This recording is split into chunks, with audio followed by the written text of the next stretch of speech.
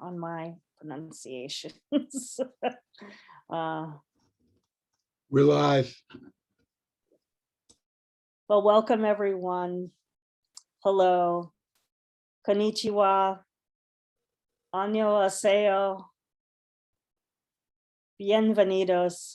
A very, very good Sunday to those of you here today, live in our Zoom studio and also on Facebook for Cultivating Voices Live Poetry. I'm Sandra Yannone. I'm the author of Boats for Women from Salmon Poetry, and I am so truly, deeply honored to be hosting today's special event, Witness, a conversation in poetry. And I want to emphasize that conversation in poetry, because we will be hearing poetry and conversation with 3 generations of Asian American women poets, featuring today Janice Mirikitani, Mary Oishi, and Tanya Hyonhye.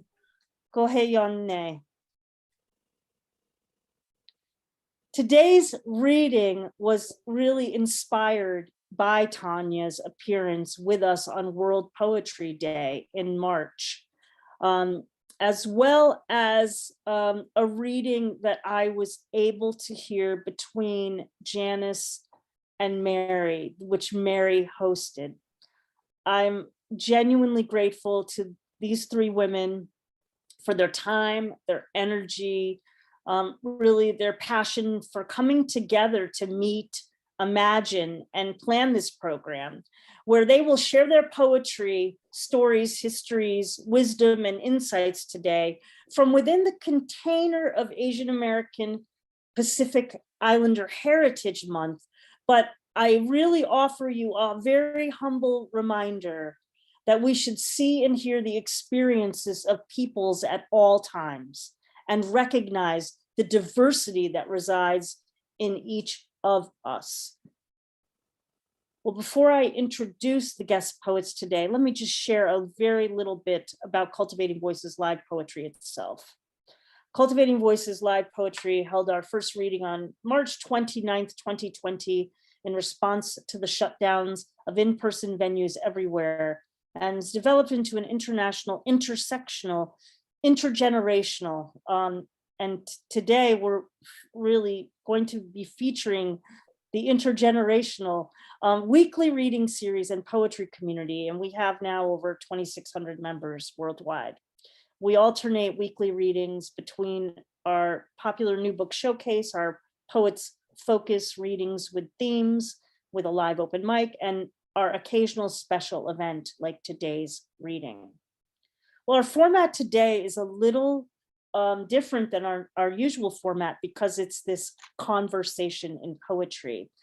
You will hear the poets read in 3 rounds, 3 to 4 rounds, with conversation and questions in between. If you have a question that you'd like us to lift into the conversation, feel free to put your question in, send your question to me in Zoom via personal message so that I see it. And if you're watching live on Facebook, feel free to post your question, and Kim Parsons will help us monitor. We may not get to all the questions, but we'll do our best to integrate and bring what we can into the conversation today.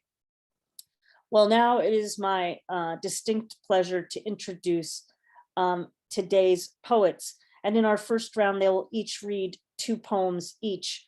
I will give you all, we're going to begin today with Janice Mirikitani, who is San Francisco's 2nd poet laureate. She was poet laureate from 2000 to 2002. And she has authored 5 books of poetry, including her most recent, Out of the Dust, from University of Hawaii Press, 2015. She is the editor of 9 landmark anthologies, which provide platforms for writers of color, women, youth, and children. She co-authored a biography, Beyond the Possible, with Harper One Publishers, with her husband, the Reverend Cecil Williams.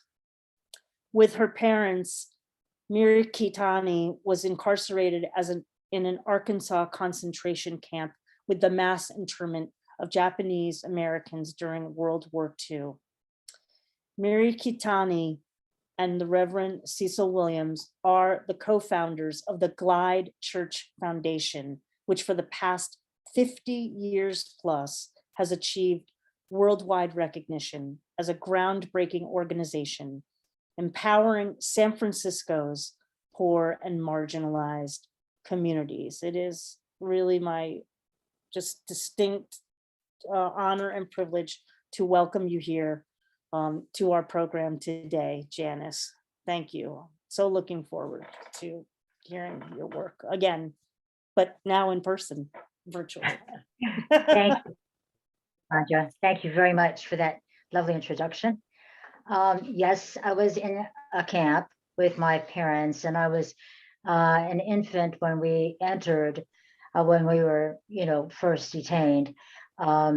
So I don't have very many memories of the camp, but I certainly remember the years after we were released. So I'm going to start with a poem in a voice spoken for a 5-year-old child.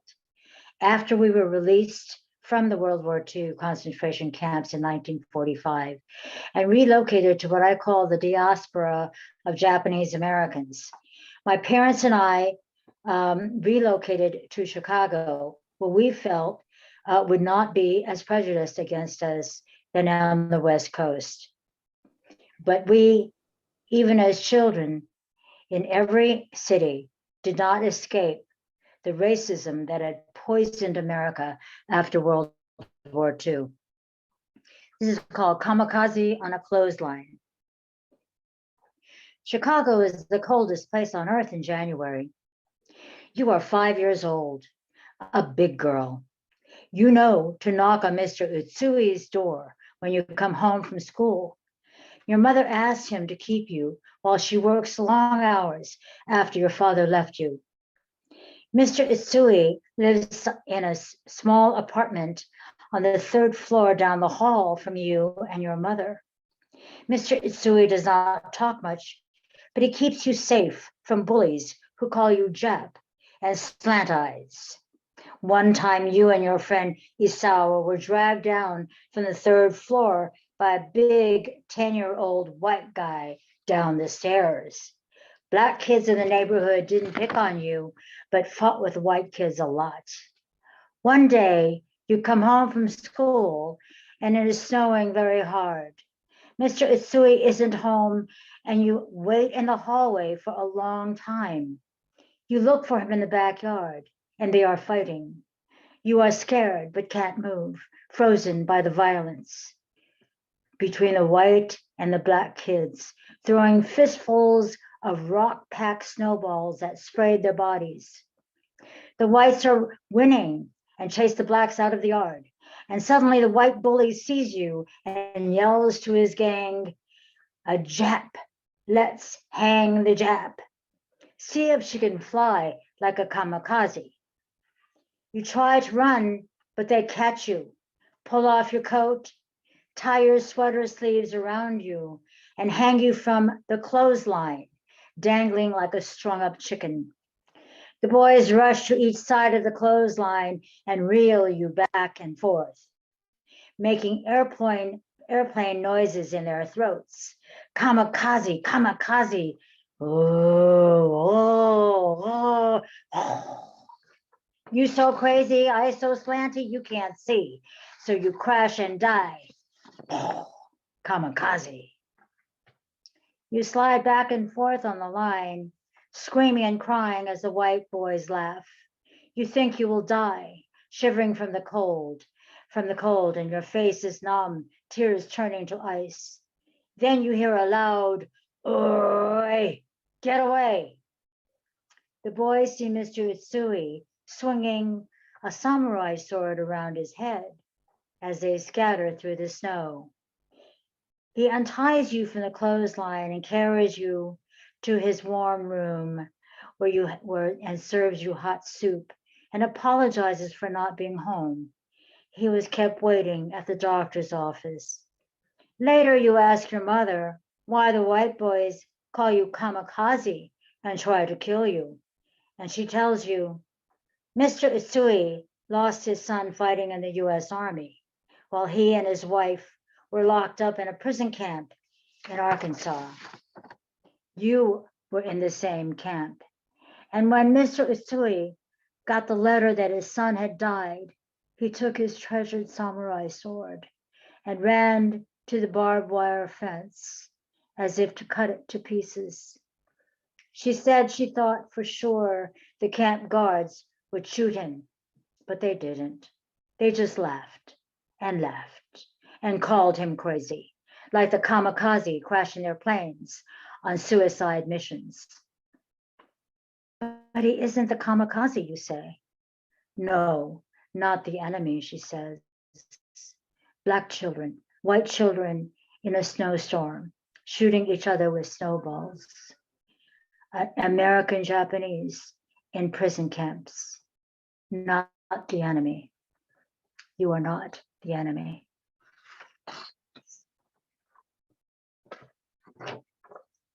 Thank you. This poem is entitled A Woman with Straight Back.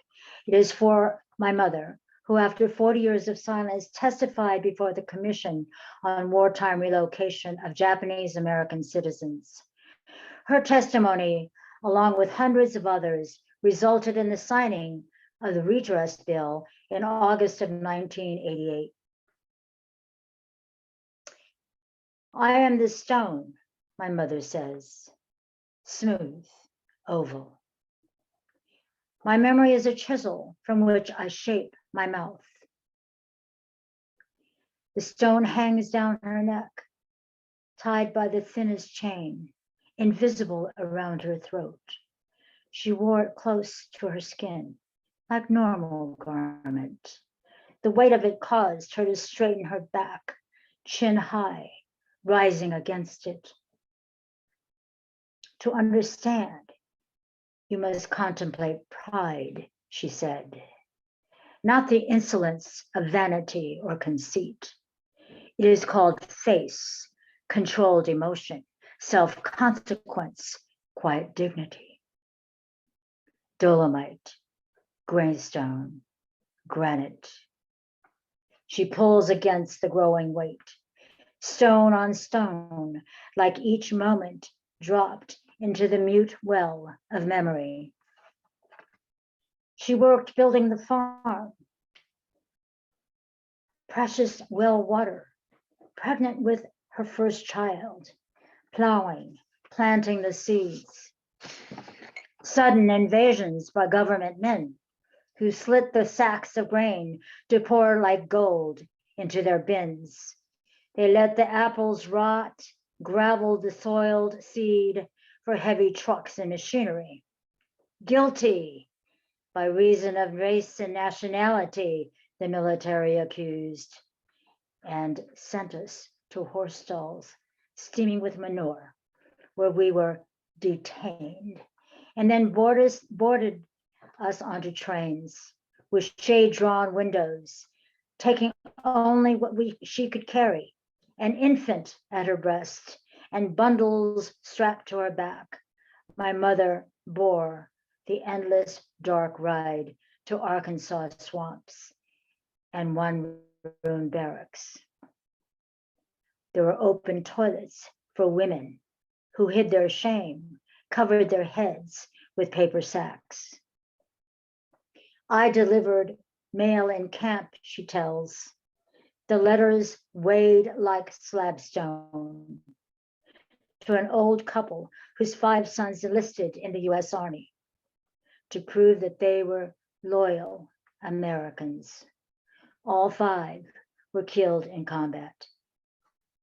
The mail, heavier than weapons. Carefully, she chisels a woman's mouth into the stone she lifts from her neck. Obsidian, serpentine, bloodstone. Today, the redress bill is signed. Her body is lighter than water. With the chisel of her tongue, She shapes the curve of her words. To understand, contemplate pride, she says. Yes, I will take the reparations. It's not the amount. No monetary measure can price injustice and loss and humiliation.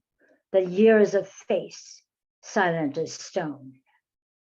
But if it'll make them think twice before they do it again to anyone else, I'll stay alive to exact an apology as physical as a gash across their national budget. Memory is a chiseled shape of a woman with straight back, holding a rock the size of an apology.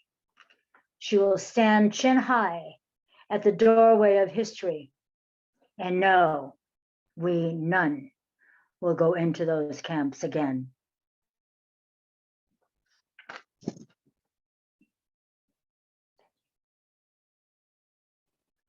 Thank you, Janice. Before I have Mary read her opening two poems, I just wanted to bring into kind of consciousness that, you know, that phrase that you use, that frozen by violence. And all of this comes from like just my own kind of attempt at humanity and my own deep curiosity. I'm curious about when did you know that you would be able to use your voice to lift the stories and the history that was frozen by violence. Also from your mother's perspective, you know, at what point did you recognize that you would carry the stories and kind of continue that legacy of continuing to make sure that you know, that silence would not prevail? Well, I think that we are frozen by violence in many, many ways. And I think that shame is perhaps the greatest silencer because, you know, it's the embarrassment, it is really the loss of face, being imprisoned for expediency, the most unjust kind of mass incarceration for absolutely no reason. There were no causes of, there was no proof of any kind of treason that was committed by any of the Japanese Americans and none by the new immigrants. And of course, 50% of the people incarcerated in these camps were children. And I was one of them. And I think through our lives, I mean, through my life, and I'm the oldest person here. So I've had a lot of experience with violence, including, you know, personal as well as relationship, and seeing the violence that has been perpetrated against Asian Americans with the recent historical hate crimes against us, as well as from slavery to prison camps for African American communities, and also the detention and the harassment of Latinx people, Mexican Americans, and of course the most horrific crimes against the Native Americans. I think we have all been silenced by the violence, not just because, you know, I mean, I think we carry our stories and we feel obligated and we feel compelled to tell our stories. But I believe that we've been frozen and silenced by the establishment, by the institution of publishing, by the media, by, you know, history books, by the public school system, by every institution that has a responsibility to educate the people, the American people, and I mean all of us, all of the diversity of us. But all of our diverse histories have been omitted. And that's what I believe is a really violent act. And it's an act that continues against us. And it continues the stereotypes that continue to kill us. Yeah. Thank you. Yeah, that's.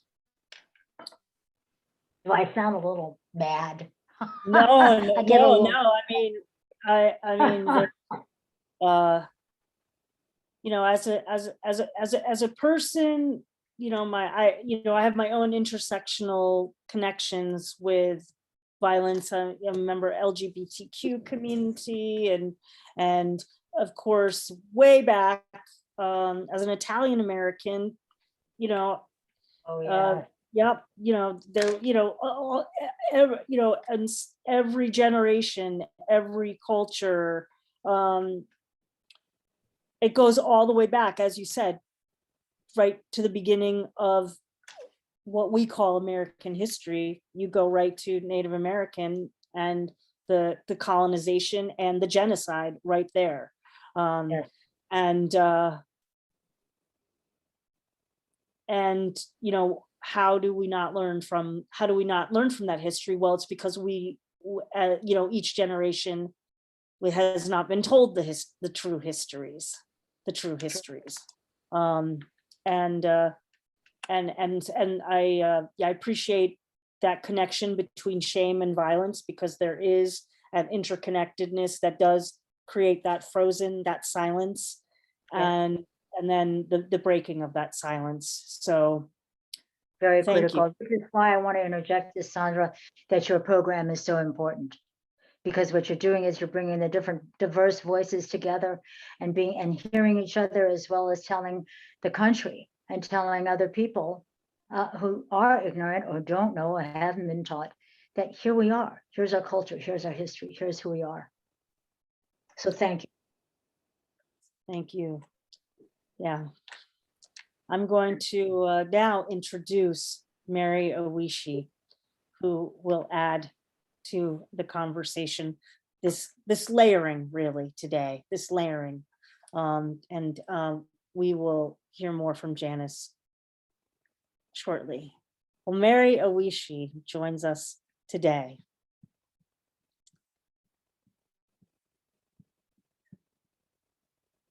As Albuquerque's poet laureate and the author of the book, Spirit Birds, They Told Me. She's also the co-author of Rock, Paper, and Scissors, which was a New Mexico, Arizona Book Award finalist. She's been a contributor to numerous print and digital publications, including In Translation. She is a lifelong peace and social justice activist, championing women's rights, gay rights, and anti-racism. She was a delegate to the United Nations World Conference Against Racism, and she is also a 26-year public radio personality in her home area of the beautiful Southwest of the United States. Thank you, Mary, for being with us today. Thank you for having me, and thank you for agreeing to put this together, or having the inspiration to put this together. And we appreciate it very much. I have to say before I read that Janice was such a wonderful inspiration to me. In my 30s, I got a rejection letter from a poetry magazine, and the gentleman who sent the letter not only rejected my work, which is fine, I mean, that happens, right? But he also told me I'm not a poet. So I was prepared to put all of my poems in a drawer and be Emily Dickinson 2.0 and hope that people discovered them after my death and perhaps found some use in them. But my friend gave me a book by Janice called Shedding Silence. And I read that book and I said, oh my God, I am too a poet. I'm just a Japanese American poet. And so I persisted after that, and here I am, the person who's not a poet, and I'm the poet laureate of Albuquerque. So thank you, Janice. You were quite the inspiration to me. So I'm going to highlight a different part of the Asian American experience. Too many times we're thought of as a monolith, you know, so much so that people will confuse Japan and China, you know, sometimes even in poetry, but in conversation, where they will talk about Mount Fuji and cherry blossom festivals and then say that they're in Shanghai, which, or Beijing, which we would never do that. We are not allowed to be that ignorant of Europe. We would never say we're at, you know, we see the Eiffel Tower and we just visited the Louvre and now we're going to go have escargot and crepe, but we're in Berlin or London. We would never do that. But this is what happens. One of the many microaggressions that we as Asian Americans endure sometimes. But many Asian Americans came here for a better life. A lot of second sons in Japan were encouraged to come here in the early 1900s to find some, you know, some opportunity, and many still come from Asia for opportunity. So it's intentional immigration. However, some come, many come, especially in the 70s, many came from Vietnam and Laos and Cambodia. And my mother was someone who came as a refugee from war. So I think that that's another experience that Asian Americans have. So when you say Asian American, it's a bit like saying Christian. You know, there's not, you can say Christian and there's everything from Amish people who don't drive cars or have electricity to monks to people who go to church on Christmas and Easter. And there's, you know, so anyway, I won't go on, but I'm just saying we're not a monolith. This is called Tokyo Untold, and it is from Spirit Birds, they told me. You never said they use napalm. You never told me that, Mom. The day I found out in an email was the same day I came down with the worst flu I had in 30 years. My coworkers said I looked ashen. I know I didn't quite make it to the commode. I was retching. God, was I sick. They use napalm. You never told me that, Mom. Aunt Haruna told me and your mother, we were watching our neighbor boy. He went crazy with all the bombing. He kept going out and waving at the airplanes. Me and your mother, we were watching, laughing at him. He was so crazy. Then somebody leaned out of one of the airplanes and took his head right off with a machine gun, tat, tat, tat, tat, tat, just like that. Then she laughed that laugh that used to enrage the soldiers in Vietnam. You know that laugh, Mom, like it's all too horrible. Like you either run out and wave at airplanes or your two sisters howling from across the street. You never said they use napalm. There's a lot you never told me, Mom. What you did say stays with me fresher than September 11th. Though I thought of it again that morning when I saw the people running terrified, their faces full of ash. What would they do if it was all of Manhattan, I thought? If the planes kept coming, then they'd know what my mother knew. The morning shocking news sinks down in the guts by afternoon. And for me, every afternoon is still the afternoon of that day you told the story. I'll never forget it if I live to be 100. We just had quite the day in Japantown, you telling the shopkeepers, "Domo arigato. I used to buy lots of tapes with just one music," you said. But then he'd tell me, "Why you not get this one? It have 20 music. More cheaper, most cheapest one. So now I buy this one tape, get 20 music." We go have sushi lunch down by the moat. I watch you stack your tiles, amazed that such a tiny woman can eat so much. It was delicious. It was a good day, Mom, remember? On the Bay Bridge, I asked that fateful question, the one my brothers never asked. What was it like, Mom? The war, what was it like? Oh, the brains just keep coming all night long, never stop. I was running through the streets everywhere, buildings on fire, whole city burning. I was jumping over dead bodies as I run. Girls my age, old people, little children. I not know why I was running. Anywhere I run to just as dangerous as where I run from. I just run in sheer terror. Nobody could clean anything up. And the stench, it was the worst smell I ever smelled. Worst smell you could imagine. I just keep running and telling myself, I've got to live. I told your sons the night before you died, but I didn't say anything about napalm. I didn't know they used napalm. You never told me that, Mom.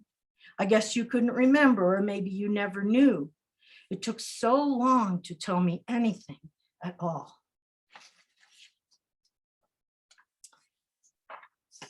I didn't grow up with my mother. That's why I say my brothers did. And so I was shocked that they had never heard the story, but they never asked. So this is another poem about being a refugee from war. My Mother the Refugee. She didn't come over immediately after the war. She married my father, who was a soldier. He fought in the Philippines and then re-enlisted and ended up in the occupation forces. My Mother the Refugee. But you know how it is when you have a car accident? You don't want to go down that street for a long time. You know, I think it's the same thing. My mother just needed to get away from the scene of such horror. My Mother the Refugee. She came here to escape the scene where fire rained, rivers boiled. She found herself in the burning glare of cashiers, other shoppers at Moose's 5 and 10. With its uneven wooden floors, nickel ice cream cones, white supremacy not for sale at any price, white hot hate dished out for free whenever she showed up. She could never go home, dishonoring her family by marrying an honor guard, chauffeur for the occupying general's wife, had to live every day with his 11 by 14 glossy on proud display, signed to Sergeant Jimmy, General Douglas MacArthur. Nobody knew or cared that Kabuki theater, having a slow season, could fill the house with the legend of her ancestor. Here they remembered Pearl Harbor. That's all they needed to know. She was unwelcome, unwanted. Though she studied, became a citizen, this was never her home. Her ashes still move in Pacific waters that may in centuries carry her back. Meanwhile, back and forth, not quite here, not quite there, always a refugee.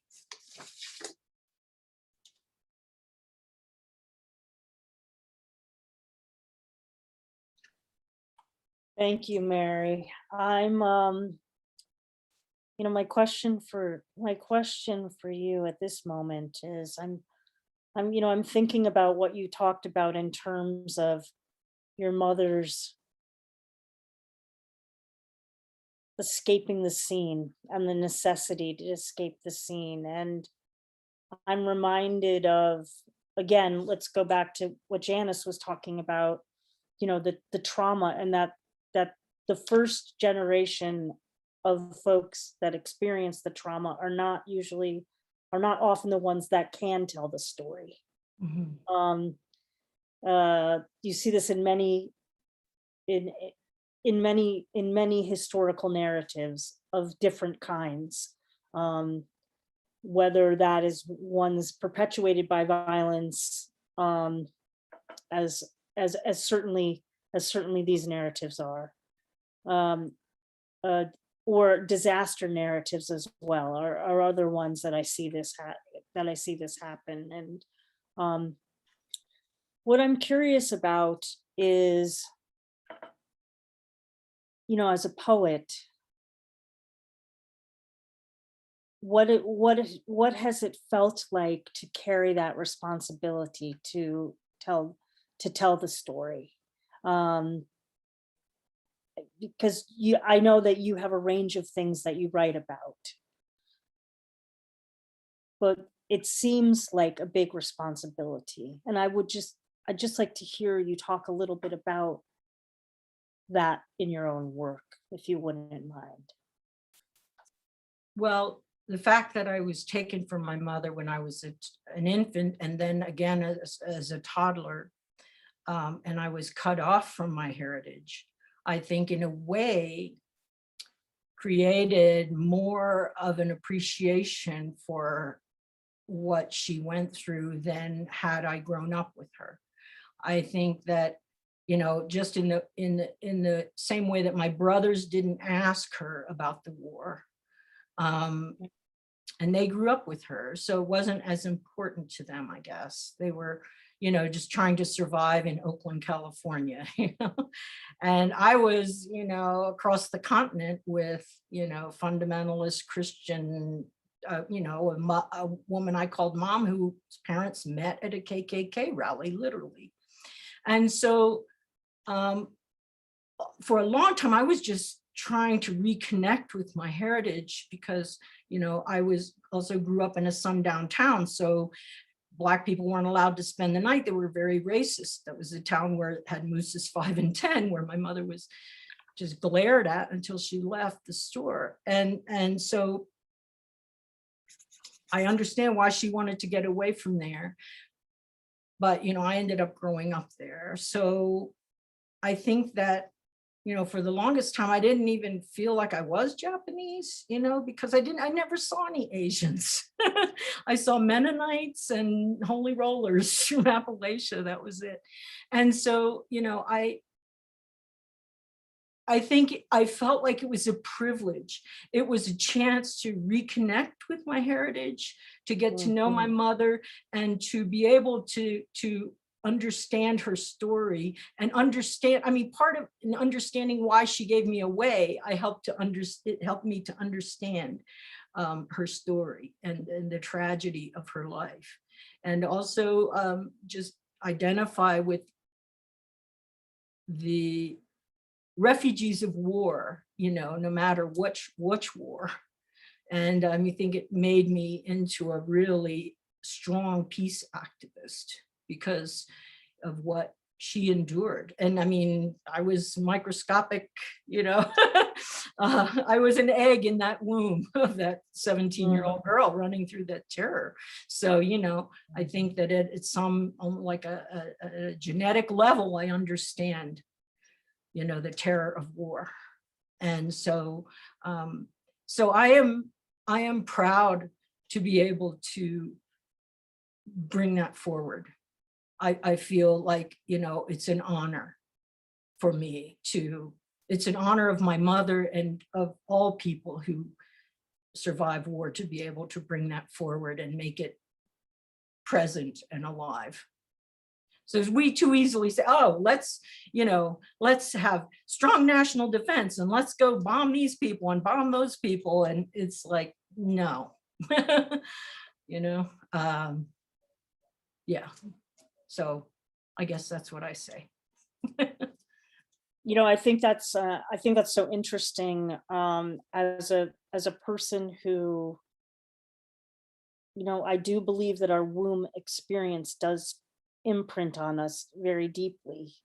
And so I'm really struck by you bringing that literally to the forefront, because I do have to believe that, yes, that that you were imprinted early on to carry forward the stories because of that. So it makes a lot of sense from what I understand about the experience of being in the mother's womb.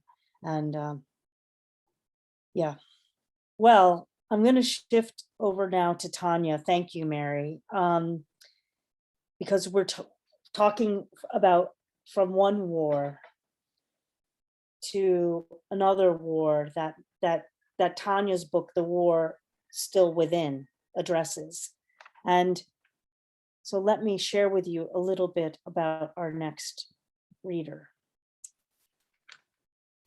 Tanya Hyonhye is the author of 5 books The War Still Within, Poems of the Korean Diaspora. Mother to Myself, a collection of poems in Korean from 2015. Yellow Flowers on a Rainy Day from 2003. Mother's Diary of Generation from 2002. And Generation 1.5 from 1993. Tanya's poetry has appeared in Rattle, and if you want to see a really terrific interview, she recently was on Rattle with the Rattle cast with Tim Green. Her poetry's appeared in Rattle, the Beloit Poetry Journal, Cultural Weekly, the Feminist Press, Lunch Ticket, Great Weather for Media, Korea Times, Korea Central Day News, among many others.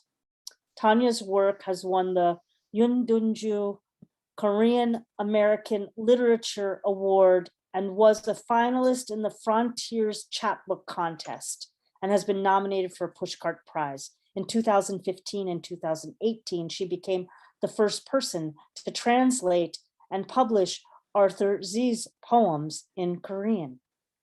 Tanya's poetry also in her book, The War Still Within, Poems of the Korean Diaspora, includes a segmented poem, Comfort Women, which received an honorable mention from the Women's National Book Association. It is dedicated to, quote, all the women everywhere who have lost their names. It also celebrates the courage of women to speak their truth and acknowledges the suffering of those who never could. The book, just last month, was awarded as only the 10th recipient of the prestigious Ko-won Literary Award. Would you please welcome Tanya Kohong? Thank you so much, Sandy. And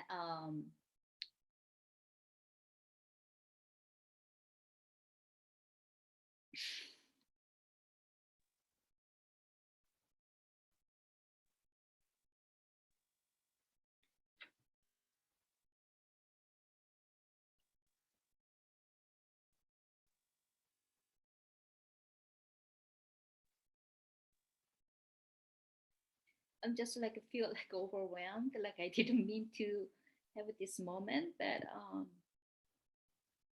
through Genesis and Mary's poem, and I should have gone first. I didn't really expect this. I think Janice's experience and Mary's experience are different than mine. And as a Korean immigrant myself, I cannot call Janice and Mary because they're older than me. So I supposed to call them 선배님 or 언니, big sister.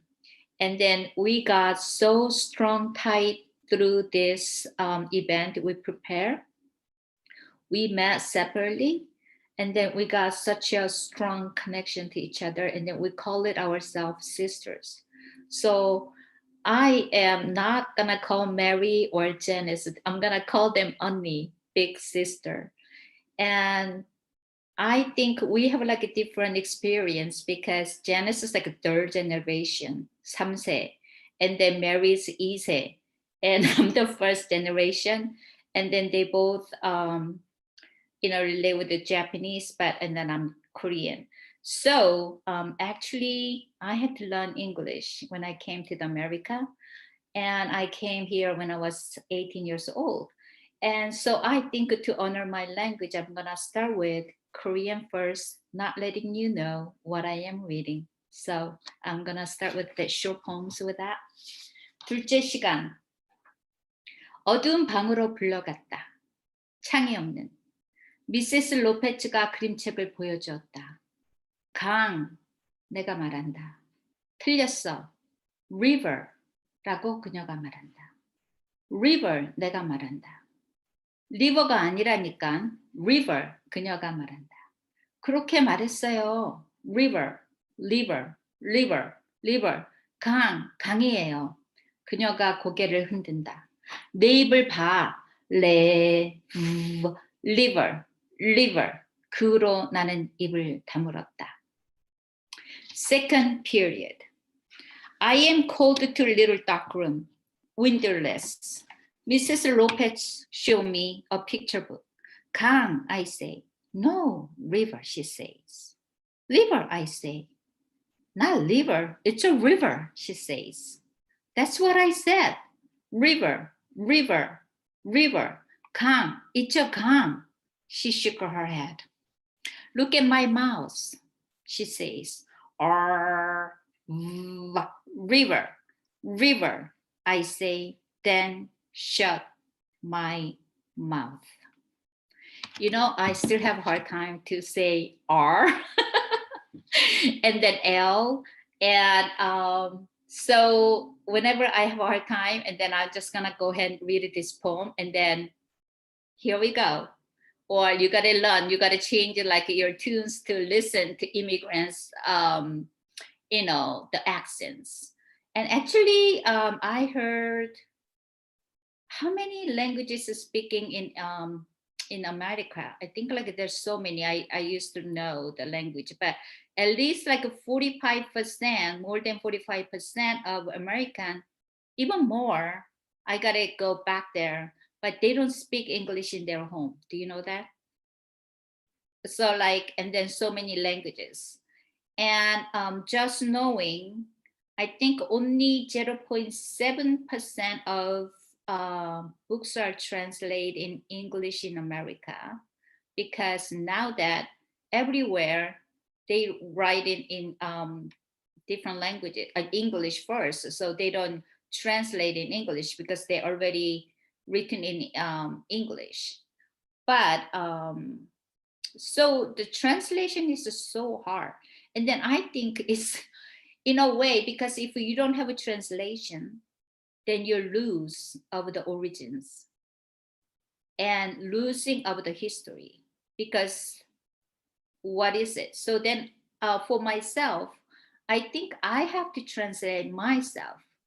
And first I written in Korean, but then later I had to translate myself. But I don't know if it's to translate or what, but like, I mean, at least I have to express myself. Otherwise, it's gonna be so different, and then it's gonna be loose, it's gonna be die, and then it's gonna be washed through the history. It's not gonna be remembered. So I think it's my duty, my responsibility to share my poem through both languages. So as I say, I came to United States, and I think I wanted to share with this short poem, Generation 1.5. Lack, lack, lack. Identity, citizenship, language, an awkward life. Two people living in one body. 1.5세. 없다, 없다, 없다. 확실한 신원도, 정확한 국적도, 편한 언어도, 언제나 한 몸 속에 너무나 틀린 두 사람이 사는 것 같은 불편 속에 산다. So when I start learning English and living in United States, and I went to school, and then I'm learned about the culture, and then different mindset, and then way of different culture, how we connect with other people. That is just totally different. Even the writing, the language, just let's say the paper, just let's say paper. I had so hard time to writing a paper, because even I don't know if you maybe received my email, and then why she was saying always say hello, you know, not just like going down to the, you know, facts. So we learn in Korea, the way of learning essay, you have to say introduction first. What's the introduction? Is not you're talking about that you're focusing on the what you're gonna win paper. About the round spiral, that's how we learn. Spiral way of the talking, and then you're not really directly talking about what you're gonna say. If you say exactly, I'm gonna talk about what's gonna be Sunday events today, number one, If you just like a cha cha cha cha, then that's not gonna be good paper. You have to say, it's raining outside. The smells of coffee wakes me this morning. That's how you start it. And then the end, maybe you say something like, you don't even say I love you, you know,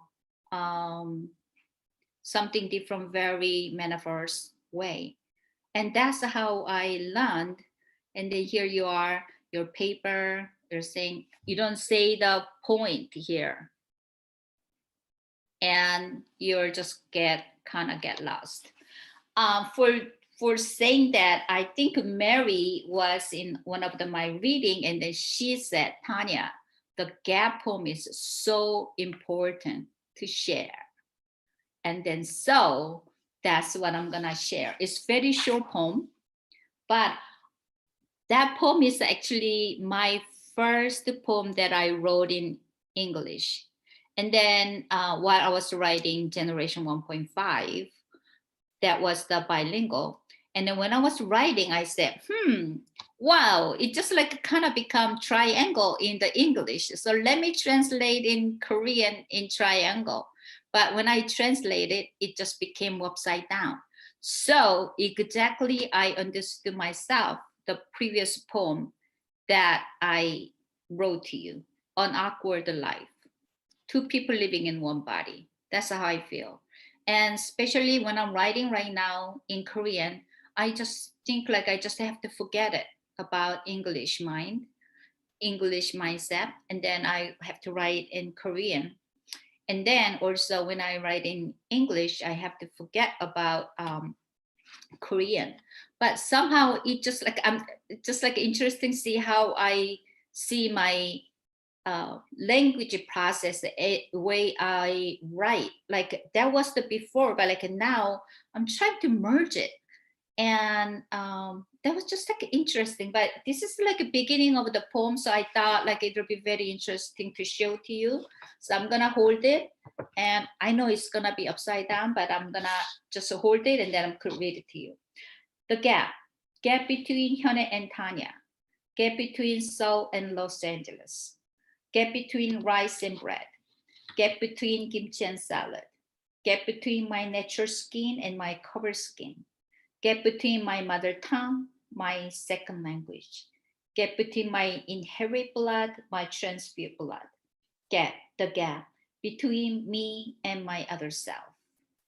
And Korean goes, 현애와 타냐 그 사이의 갭, 서울과 로스앤젤레스 그 사이의 갭, 밥과 빵 그 사이의 갭, 김치와 샐러드 그 사이의 갭, 내 살과 덧붙인 겉살 그 사이의 갭, 모국어와 제2국어 그 사이의 갭, 타고난 피와 수혈된 피 그 사이의 갭, 나와 또 다른 하나의 나 그 사이의 갭. And it is still so true that I feel, yeah, even like my name, I had a Tanya, you know, and then my last name could change, Ko to Kohong, and you know, I wanted to get like my Korean name Hyonhye. The reason I got the American name is that people cannot pronounce my name, and that was the happening. So I think I just wanted to share one more poem. I was like kind of hard, but like since like we're talking about the language, I'm gonna close with this part of the poem, mother tongue. Sophistication is damn good to drink. So why don't you untie my tongue? Like you undress me in the dark. Don't let my ego ruin our night. Don't scan betrayal in your mind. Life is not so bad if you don't pay attention. Reaching out in the night, I don't know what I am trying to grasp. When the sound of a trumpet wraps my body, I want to speak in my mother tongue.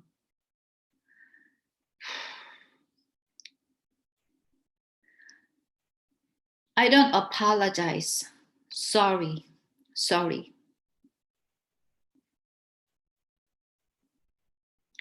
English is my first language.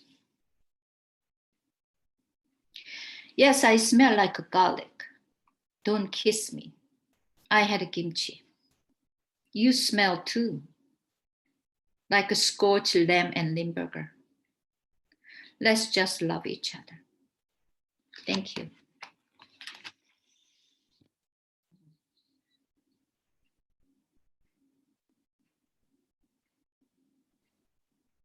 Thank you, Tanya. You know, what I always appreciate about you every time you're with us is you just bring your whole self. Yes, thank you. Thank you. I'm gonna actually ask all of you this question before we move to a next round of poems. Which is, I'm really mindful not to homogenize such diverse cultures and histories. And nevertheless, being mindful of that. I'm wondering what shared perspectives and visions have each of you heard in each other's poetry in that first round that may or may not be obvious to those of us listening to you, and particularly some of us may be hearing you for the first time. And if you'd like, I'm happy to put that in the chat as well for you.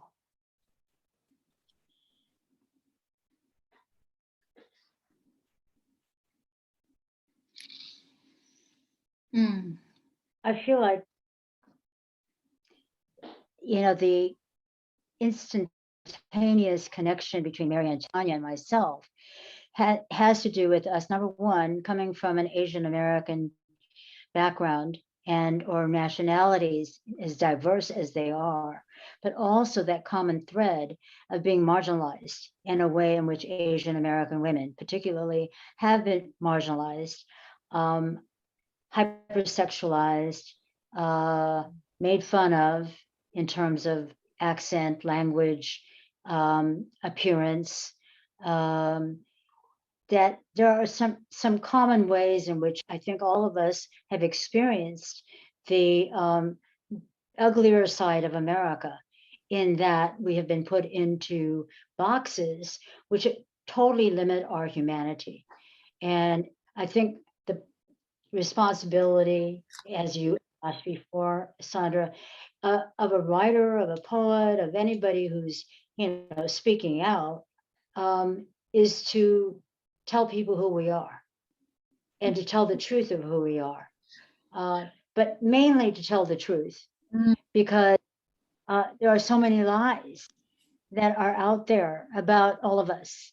And I think as Asian American women, that there is a particular way in which we have internalized self-hate, or, you know, I don't speak for you and for Tanya and Mary, but I certainly speak for myself. But there's a way in which we, that I have been, you know, I've internalized the kind of rejection and self-hatred that I've seen so many, like members of my family, because of the camp experience, face.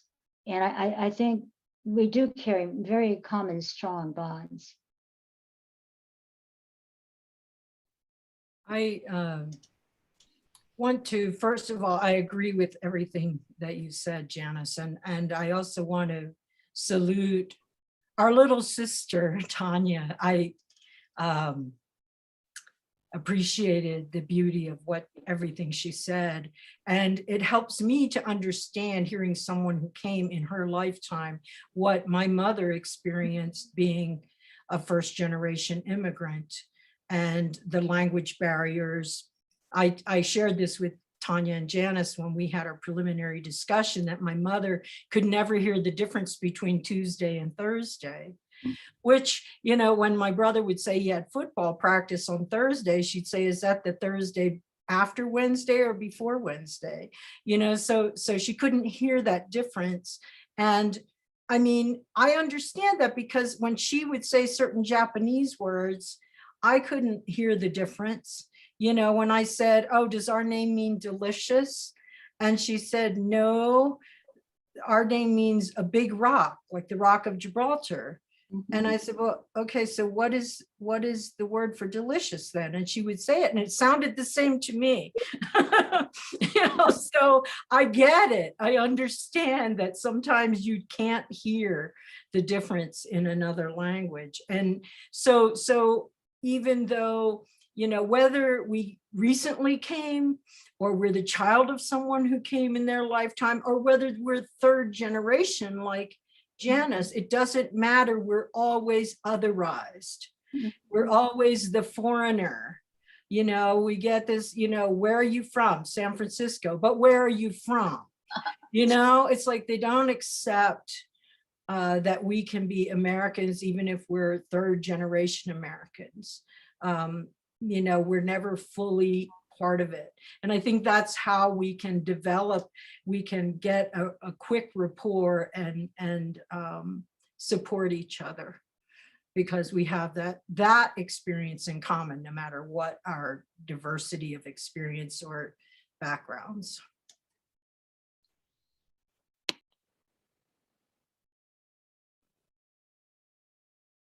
Tanya, you care to add anything? I was talking and then I unmute myself. Okay. It was just like amazing to meet Janice and Mary and hear their poetry. The Mary sent me the conversation they had it together, and then YouTube sent it to me, and then it was just like I mean, I hope, like, you know, you go check it out, the Mary, and then Janice is like the YouTube, and then hear their conversation. I couldn't sleep. And if I just didn't hear Janice's conversation, if I didn't read her poetry, I would say third generation, speaking perfect English, no accent. Look at her. She has no pain. She wouldn't know any pain. But then hear about her mom cannot have the dental tools and all that kind of story. And then I said, oh my goodness. It just opens my heart. And then able to see the truth. And then courage to speak the truth. That was just amazing. Also, Mary's poem. And I don't know exactly, didn't know the details, but she's expressed talking about that she was taken away from her mom, and then later she united. And then I said, but didn't you not like your mom was not American because she has accent, because she came from Japanese? And then she said, no, I love to spend time with my mom, wanted to know more about the culture. That was just like an amazing experience. And then they able to press and then put in contrast in that word in the poem is amazing. And for myself, I am the one who's experiencing all this immigrant life.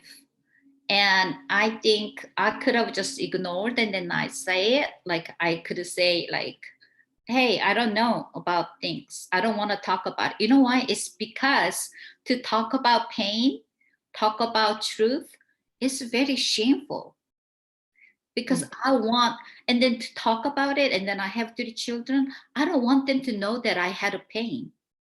I don't want them to know that, like, that experience, maybe they feel like, oh, I don't want my mother had that experience. But if I don't share it, then they will never know. And then it's just still going on, it's suppressed. And one of my poems say, the nice girl don't speak, but I wanted to speak my mind. So also at this moment, I wanted to really thank you, my sisters, Mary and Janice. Well, I was very touched by your story, Tanya, also, and of course, Mary. but the issue around language and the issue around existing almost in two different beings. But because my grandmother, who is really the one who saved my life from, abusive childhood, she couldn't speak English, but she understood my pain. And even though she, I didn't know what she was saying in Japanese, so much of the time I understood that she was with me and that she loved me unconditionally. There's a soul touch, I think, a soul connection that we have regardless of what that language is. So when you're talking about in Korean, you're saying that river, and the, I mean, people always ask me, where did I learn to speak English so well? So I get that, because they expect me to say Ratsaruk, Ratsaruk, or, some kind of crazy, just crazy distortion of vowels and consonants. And, Yes. yeah. But when I read your poetry, Tanya, about the comfort women, I was so incredibly touched. And because, I met some of the comfort women while they were, struggling to have their story told. And I've written poems about them. But I think that connection of being enslaved by violence, by war, by powerlessness, by being, put into a less than underclass category is very common to us, because it's taken for granted that we're underclass and that we will be silent. And what you say about the shame, and you don't want your children to know that you had pain. Well, yeah, that's what my mother said. I don't want her to talk about it. For 40 years, she wouldn't talk about it because she didn't want to relive that pain, number one, but also the humiliation, again, of having that pain. Yeah, I mean, I'm reminded also of just, I'm thinking about in Native American culture, 7 generations back, 7 generations forward, Right. and the, carrying the historical trauma, right? So it's not just the immediate generation that carries the trauma. It's the subsequent, and it's cellular. I mean, we talked about that kind of womb experience a little earlier, and that's why the breaking of these silences is so crucial, because there, Janice, you talked about the particular lies that that American culture demands of many to hold and to keep, keep those lies deeply intact. Do not let them out. And then I'm reminded of Audre Lorde's idea, her claiming your silence will not protect you. Exactly. And that, that's where, so that's where, the speaking out, the breaking of the silence, the processes of valuing our different voices, and the deep listening. I mean, I would say that it is my responsibility to deeply listen. Deeply listen. True. Yeah. And that's where the dialogue can begin, only if someone is deeply listening. Yes. So, and in that regard, I would love to ask each of you, would you read another poem for us?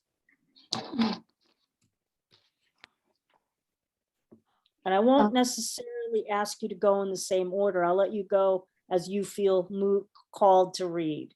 So whoever would like to go first. Can I ask a quick question, Sandra? Yeah.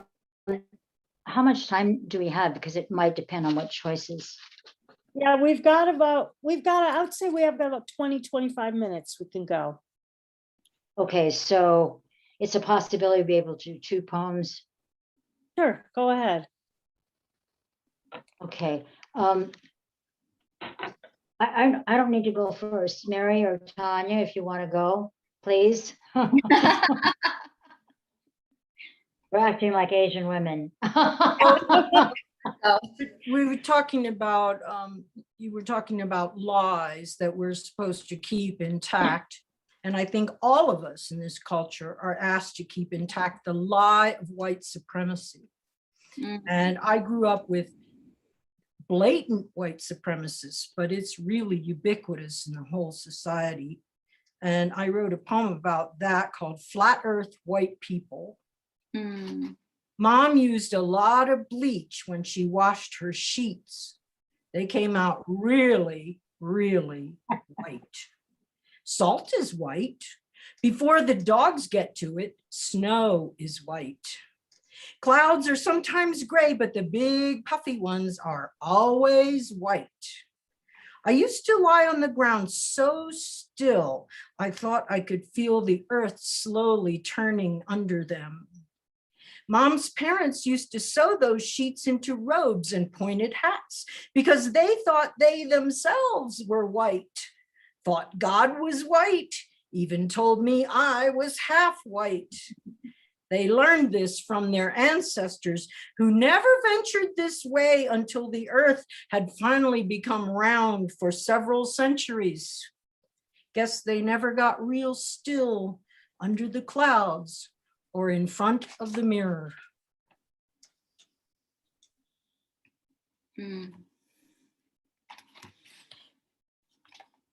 Okay. I go next. It's just hard to know what to read, right? So, but I think since I was talking about, I came from Korea, so I'm gonna read like Su Doong, the town there where I came from. Su Doong. Sok means rock, Su means water, and Dong means town. Water comes down from the mountain where temples hide in the forest. Gray gowned monks chant ghost secrets. Tap moktak at dawn. Kun Sunim, big monk, shaved her head, hid her breast in robes, and had a son. She rented out rooms in the temple, put meat in her dumplings, even pork. But everybody bowed 합장 as she passed. Near mountain temples, statues of men and women offer their genials and childless couples. People come to the bow, touch Sanghi, and wait for life to grow. And just following, just one more poem, short one. A blonde whispers Korean in my ear. We're drinking homemade wine at a child's birthday party when a blonde mom told me, once I had a Korean boyfriend. His mother hated me, but how I loved her food. bulgogi, japchae, and you can kiss after you eat that. What is called the smelly cabbage made with salt baby shrimp, anchovy, garlic, and chili. She giggled. I know that Korean word, she said. Whisper in my ear, I said. I'm not gonna say it. Her face bloomed red as bongsunga. My face was a frozen trout. Onyohor used that word. Never wives, not even to their husbands. Never moms, not in front of the children. When referring to the Korean doctors say Sanggi, a Chinese word, even after Koreans invented. That's not a bad word, I replied. It's just a part of the body. Who does she think she is to say that word when I've never pronounced it with my mouth? So that this poem is like published in the Rattle, spring 2018 for tribute to immigrant poets. So I'm gonna just read a little bit of my note on there. As an immigrant of the Korean diaspora, I know what it feels like being invisible, voiceless, and powerless. Writing poem has been a long progress. Even allowing myself to write certain words felt like an impossible transgression. At this time, I was sick at heart, in pain and angry. But something magical was happening. I was able to expose my own wounds through new symbols and images. That's how I write poems. And then I couldn't say 2 words because it's a tough word to say. So you could Google rattle and then you could find that poem. And then I did even recording. Thank you. I read that poem. You did? So I didn't say 2 words in there. So you better go find it. Treasure hunt. Yeah, have to get her book. I just want to read a fairly brief poem called Yes, We Are Not Invisible. You know, the ongoing image of Asian American Pacific Island communities as the model minority has done so much damage to dehumanize us and pit us against our African, Latinx, Native American brothers and sisters. But since the revolution of the 60s and recovery programs that, you know, we started at Glide, discovering our authentic selves and voice, poetry has also become weapons for me of defiance and affirmation that challenge negative stereotypes and the diminution of us. This is called Yes, We Are Not Invisible. No, I'm not from Tokyo, Singapore, or Saigon. No, your dogs are safe with me. No, I don't invade the parks for squirrel meat. No, my peripheral vision is fine. No, I'm very bad at math. No, I do not answer to Geisha Girl, China Doll, Susie Wong, Mama San, or Gook, Jap, or Chink. No, to us, life is not cheap. I do not know the art of tea, and no, I'm not grateful for all you've done for me. Friends of mine have died from AIDS, another driven mad by PTSD. Some of us were murdered, blamed for this economy. Another has OD'd. We've been jailed for mistaken identity, incarcerated because of ancestry, and no, I am not the model minority. No, I am from Stockton, Angel Island, Detroit, Waikiki, San Francisco, Tule Lake, Delano, Chicago, New York City, Anchorage, Phoenix, Raleigh. And yes, I'm alive because of memory. Ancestors who endured adversity, the strength of this diversity. No, we are not invisible. And yes, I am from Tokyo, Singapore, Manila, Guam, Beijing, Cambodia, Thailand, Vietnam, India, Korea, Samoa, Hong Kong, Taiwan. Yes, this strength, like ropes of the sun, again lifts a new morning. And yes, we rise as always amidst you.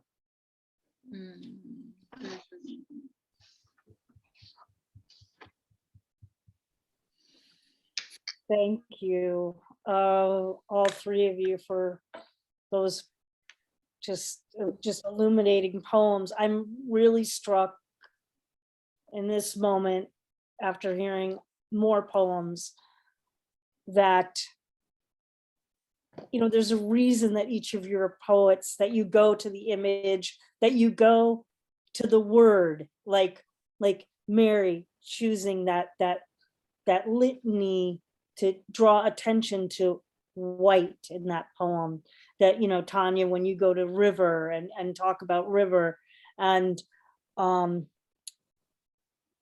And also Janice talking about I'm alive because of memory. And that idea of, you know, your sensibility as poets. And I think you've each alluded to this, but I'd like to just hear a little bit more about, you know, what is it that poetry can teach us that history has seemed to elude? Like we, you know, like we've got history, you know, we've got histories, but what is it that poetry brings that we can't get from the histories?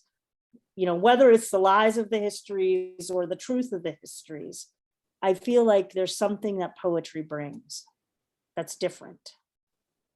I feel very strongly that what poetry does is it opens the heart, that it talks about our full humanity. And what it does is it makes that connection between what is common for all of us. Pain is common for all of us. We all understand what rejection is.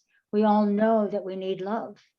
I mean, some of us have never had love or experienced love until one person or one community can say, I embrace you, I love you, I accept you. Poetry brings that dimension, a full dimension of selfhood to, I think, the experience, whereas history is really quite much more one-dimensional. And, you know, anybody can tell you facts about the law, about history, about culture, about, you know, food, about any topic. But until you get that experience of, oh yeah, I didn't realize my mother had such a big appetite after she ate tiles and tiles of sushi, right? I mean, that just gives you such an image of your mother. And when you talk about, oh, you know, this blonde woman whispering this unnameable name, a word in your ear. I mean, it just brings alive how insensitive people are to one another about language and about your own soul. So I think that that's what poetry does. It brings the soul to humanity. Wow. That's what I was exactly wanted to say. The poetry is heart. And then I don't know if I could show, I just wrote in Chinese. That's the shim. Shim is like, I don't know if you could see that. That's Chinese shim, is the mom. And then actually, if you look at it, it's this word is like a heart.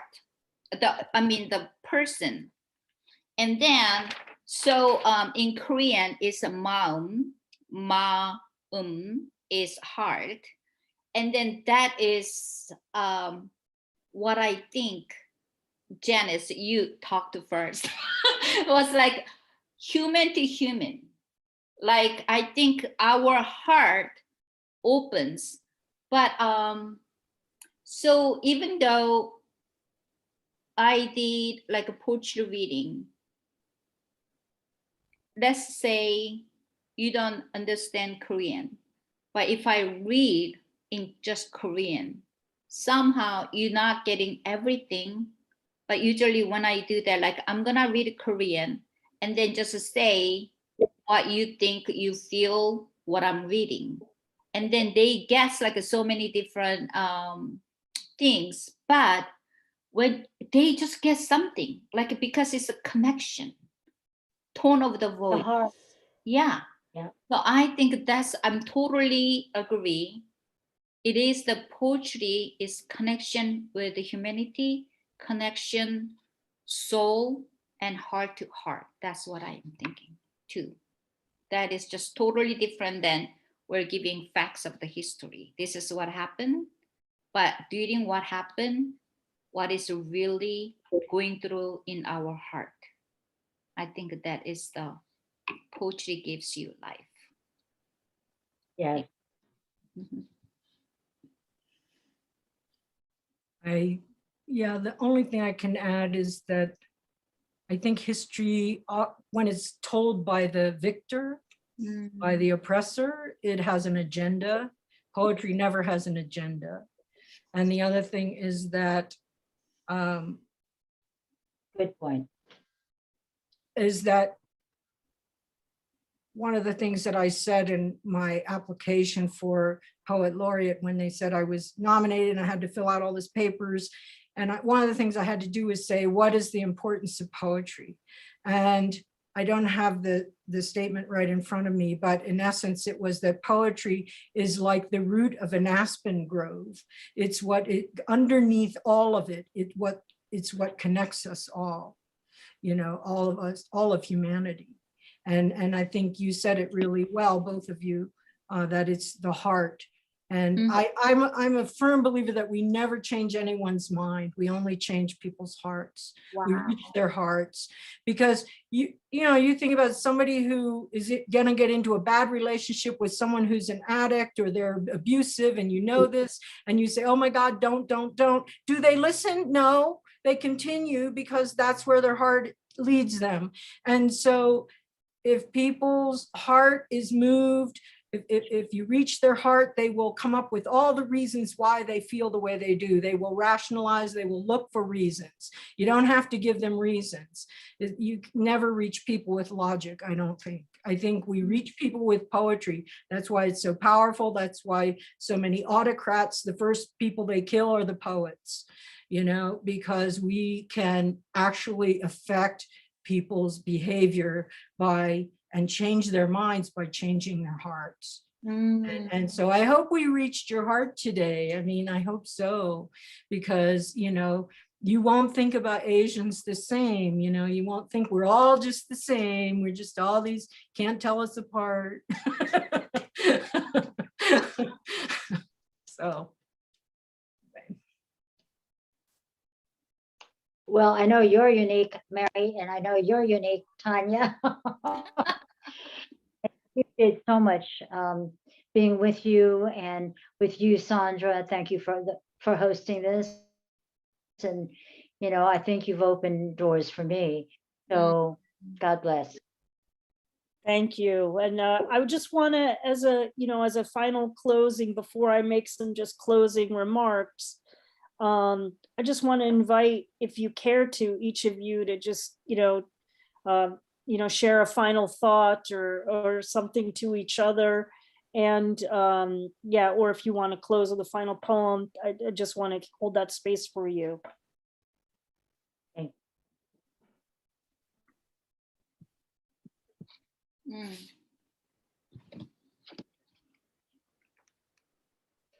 You ask some Asian women. I want to be polite after you. No plight.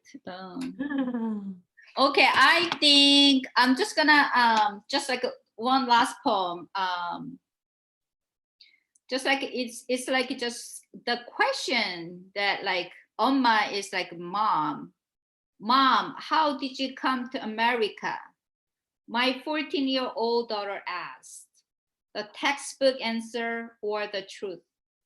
For better education, better opportunities, and better life, I say. Oma, it's so boring. All Asians in my class have the same answers. And the part, yes, we want to run away from the truth. We want to forget, not remember. We want to protect, not to cause problems. We learn to pretend, delete names, disconnect. I didn't want to look back. My mother's open eyes in her closed casket. But I have to write this story for me.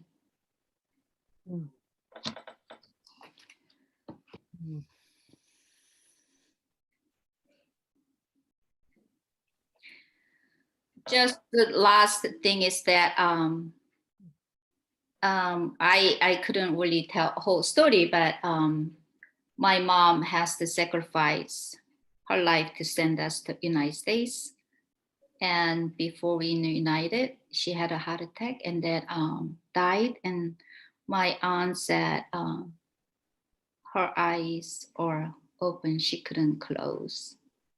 Mm. So to that the line that my mother's open eyes in her closed casket, that took me about maybe years to write that line. I wanted Yeah. to share with you. Thank you. Thank you, Tanya. Mm. I just, want to salute the courage of Tanya for, kind of transcending her cultural barriers to be able to tell us this truth that's so close to her. I just think that's a beautiful gift that she has, that, to give us and gave us. And thank you so much, Tanya. And Janice, your wisdom, oh my God, I'm in awe. And you will always be a powerful person in my life. And thank you so much. And, thank you, Tanya, and Kim and Don for making this venue available. And I hope that, many people hear our stories now and have a new, broader understanding and deeper understanding of the Asian American experience. I really appreciate this opportunity. Thank you so much. Well, thank you, Mary, for bringing us together, actually, and introducing us to Sandra and to this beautiful audience and group of allies that have joined us, and hopefully we'll spread the word. Mm. Indeed, that's there's really not much that I can say better than the three of you have expressed and shared today about, how we each have, a responsibility to see, hear, love, and be in community with each other, and respect, respect honestly our differences and celebrate those differences, but hear the full stories of how those differences come to bear, and also come to bring us together, and how we can move forward, and learn from each other. Well, I am so grateful to the three of you for the opportunity for me to hold a space for the profound poetry, and also the conversation. Your dialogues with us as audience members, and also with each other in an interdialogue. It's been quite a thing to witness and experience, and I'm most grateful for your presence, your power, your passion, and of course your poetry. Thank you. Thank you, Sandra, for having us. Well, folks, I want to close today, as I said, finally, again, thanking Janice Mirikitani, Mary Oishi, and Tanya Ko Hong. Please, let's unmute briefly to honor and appreciate how they've shared their cultures, their heritages, their histories, as well as their distinct individual lives and experiences, and their persistence through the generations, through their mother tongues with us today. If you'd all unmute and share your gratitude. Thank you. Thank you. Konnichiwa. Woohoo! Thank you. Thank you. Beautiful. Changed our lives. Opened our heart. Wow. That's the work of poetry, isn't it? That is the work of poetry. Well, I have to do the mundane now after that, which is to share with you that our work continues on. Actually, it's not the mundane. It's how we continue to move the work and carry it forward from week to week.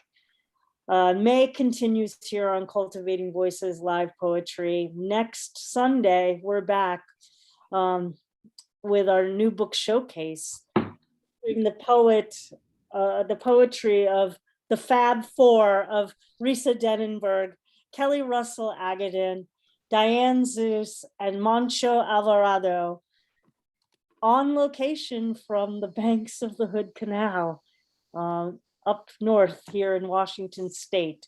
Going to take it on the road. And on May 30th, we have more watery work as we are bringing you Salmon Poetry 40 at 40, a 40th anniversary celebration of the International Poetry Press with special guest host, founder of Salmon Poetry, Jesse Lendenny. And on June 6th, please join us back for our next live open mic, your opportunity to share poetry with us on our Poets Focus on the Anthropocene. So bring your poetry that is connecting with the earth and the serious issues connected with climate change and climate justice. Well, all of our readings are curated with that heart that these three astounding women expressed and generated and modeled for us today, with the love of poetry and the love of poets who create them. So as always, feel free to post your events and your readings and your happenings on our pages, our Cultivating Voice Live poetry group page. And we certainly encourage you to share our events page for our upcoming readings, where folks can register to join us live in Zoom with your poetry communities. That's how we do spread the wealth of love and humanity, is by sharing with our communities. Thank you so much for joining me today. And as always, thanks to Don Krieger and Kim Ports Parsons for your dedication to our poetry collaborations. I'm Sandy Yannone, your host of Cultivating Voices Live Poetry. I send you all much, much peace and wellness from wherever you are joining us today. Until next time, my friends, hearts, big hearts, safe travels, keep writing.